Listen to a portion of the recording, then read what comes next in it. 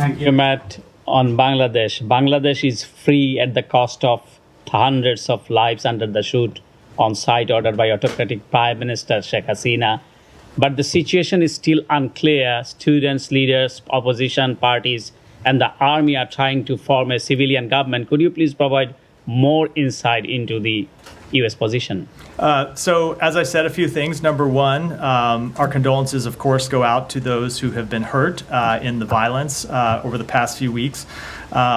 We are focused now on supporting an end to the violence and for accountability. All decisions regarding the interim government should be made with respect to democratic principles, rule of law, and the will of the Bangladeshi people. Yeah, as you said, accountability. Sheikh Hasina fled to India, and she is trying to get any of the Western country. Will you allow her to come into the U.S. as she commit crime against humanity largely? I'm not aware of any request of that nature.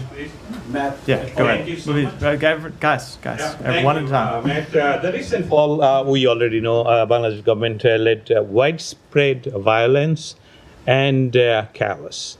What measure is the U.S. State Department or U.S. taking to address the reported atrocities against minorities and general populace in Bangladesh? So a few things. Number one, as I made clear, what we are calling for today is an end to the violence and for accountability. Now, as to what accountability looks like, that's something that should take place under Bangladeshi law. Obviously, anyone responsible for acts of violence, acts that break the law, should be held accountable for them.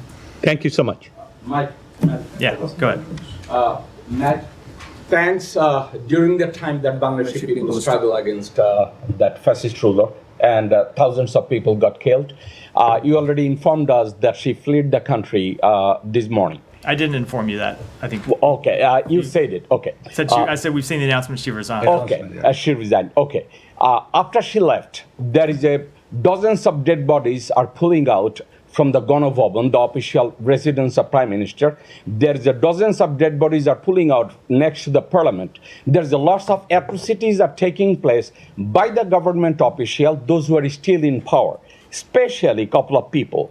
Army Chief of Staff General Waqaruzzaman, he was involved with genocide.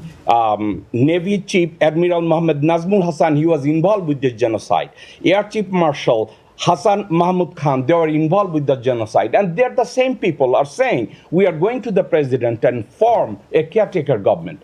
So, as a matter of fact, when was the last time we heard a killer is going to do the justice for another killer? So let me say a few things. Number one, with respect to the violence over the past few weeks and the deaths that have occurred, it is vital that we have full and transparent investigations to ensure accountability for these deaths. Second, as it relates to the interim government, as I made clear in my opening remarks, we think that it's important that we focus on the Bangladeshi people's democratic aspirations and see a path to democratic governance. Does America support Bangladesh military to install a caretaker government? We want to see the Bangladeshi people decide the future of the Bangladeshi government. Thank you. Jani. Oh, yeah, go ahead. Has there been any contact, as far as you know, with Bangladeshi officials, be it in the military or in the former government? Or I don't have any to report today. There may have been contacts from our embassy, but I'm not aware of any. Don't have any to announce. And just also in terms of some U.S. issues with Bangladesh, the issue of the Rohingya, of course, has been something that's been quite important between the U.S. and Bangladesh. Is there any concern that this would impact the housing of the Rohingya refugees?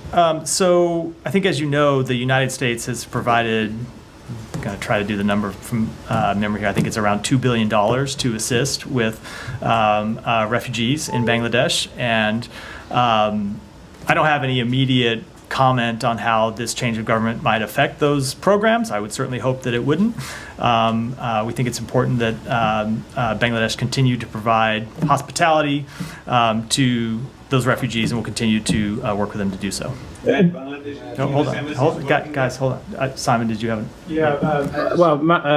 Sean asked most of my questions, but I did want to ask on, is there ongoing assistance to Bangladesh, both in terms of humanitarian aid, that will continue, and also military assistance continue? Given, I guess this is not a coup, but there's questions over the transfer of power. Yeah. So certainly with respect to the kind of allusion in the last part of your question, so we've seen all that we know right now is we've seen the announcement from the government that she resigned. We don't have any further information about how that resignation may have taken place. With respect to, and that goes to the question, obviously, of financial support. So with respect to financial support in fiscal year 2023, the United States provided over $212 million in bilateral economic, development, and health assistance to Bangladesh. Obviously, I don't have any announcements with respect to those programs, other than that we would like to see them continue because they're important to our relationship with the people of Bangladesh. And just to confirm the question Sean answered, it was we provided nearly $2 billion in humanitarian assistance to support Rohingya refugees since August of 2017. Can I just take just another question on that? Just taking a step back a little bit. I mean, how do you actually feel about the Army's role? How does the United States feel? Do you think that they were productive in this? Is there any concern that an interim role could become more than an interim role?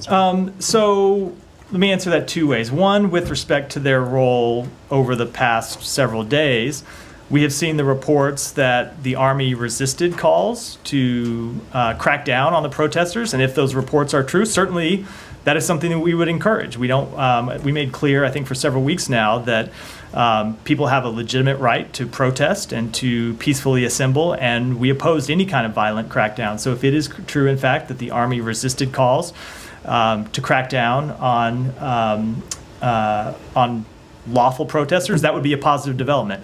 With respect to where we go from here, what we want to see is democratic order. We want to see the Bangladeshi people choose their own government, and that's what we'll be looking for in the days and weeks ahead. Follow up in Bangladesh. Let me go to Jan.